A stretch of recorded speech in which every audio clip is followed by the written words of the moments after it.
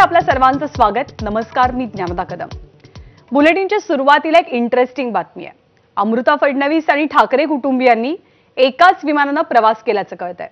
अनंत अंबानींच्या pre वेडिंगसाठी या ठाकरे कुटुंबियांनी आणि अमृता फडणवीसांनी एकाच विमानातून प्रवास केल्याची माहिती आहे। मुंबई ते जामनगर या एकाच विमानामध्ये रश्मी ठाकरे आणि अमृता फडणवीस होत्या।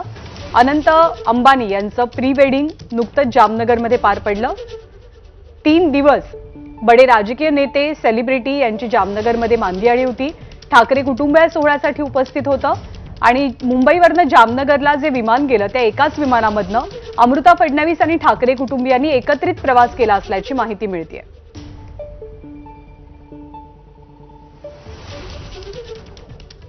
वैभव परब आपल्या सोबत आहेत।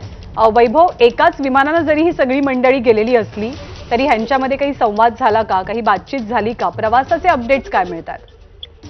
ज्ञानदा, स्वाभाविक आहे ज्यावेळेला हे दोन दिग्गज कुटुंबीय एकत्र जेव्हा प्रवास करतात तेव्हा नक्कीच त्यांच्यामध्ये संवाद झालाच असेल।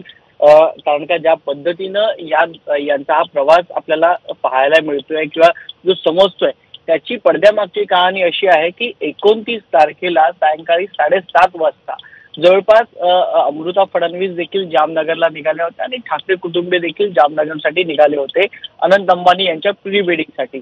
परंतु त्याच वेळेला अमृता फडणवीस यांच्याकडे बऱ्यापैकी मोठ्या प्रमाणात लगेज होतं आणि ते त्यांच्यासाठी जे विमान करण्यात आलं होतं त्या विमानात राहणं जोगं नव्हतं, त्यामुळे त्यांना दुसऱ्या विमानानं प्रवास करावा लागत होता।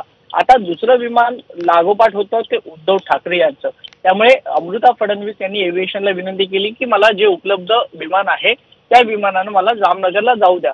परंतु एव्हिएशनने ठाकरे कुटुंबियांची परवानगी घेतली की आम्ही असं कुठल्याही पद्धतीनं विमान आपल्याला अलॉट करू शकत नाही, आम्हाला त्या कुटुंबियांची परवानगी घ्यावी लागेल।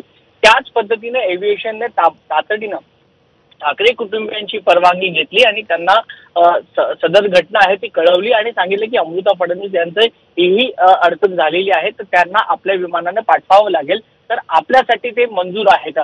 तर ठाकरे कुटुंबियांनी कुठल्याही प्रकारचा नकार दिला नाही, तर त्यांनी आपल्या या विमानात सामावून घेतलं आणि त्या अमृता फडणवीस, रश्मी ठाकरे, आदित्य ठाकरे आणि उद्धव ठाकरे असा हा चौघांचा प्रवास होता मुंबई ते जामनगर पर्यंतचा। त्यामुळे नक्कीच स्वाभाविक गेल्या अनेक दिवसांपासून अनेक वर्ष आपण जे पाहतोय महाविकास आघाडी झाल्यापासून ते महायुती होईपर्यंत ज्या पद्धतीनं अमृता फडणवीस यांनी ठाकरे कुटुंबियांवर टीका केली होती, कधी उद्धव ठाकरेंनी देखील अमृता फडणवीस यांचं नाव न घेता टीका केली होती। त्यामुळे या दोघांमधला राजकीय दुरावा आहे तो कमी झालाय का असा सवाल आता इकडे उपस्थित होतोय। आणि गेल्या अनेक दिवसांपासून ज्या काही बातम्या पाहायला मिळतात लोकसभा निवडणुकीच्या अनुषंगाने की पुन्हा एकदा हे एकत्र येण्याची शक्यता आहे का, तर कुठेतरी या दोघांमध्ये मतभेद जे काय होते ते दूर झालेत का अशी आता चर्चा आहे ती राजकीय वर्तुळात सुरू झालेली आहे।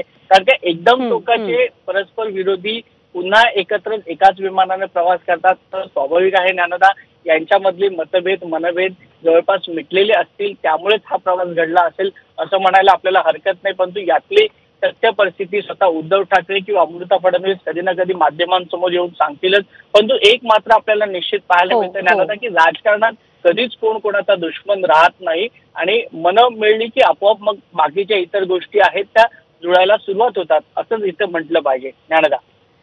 धन्यवाद वैभव या माहितीबद्दल।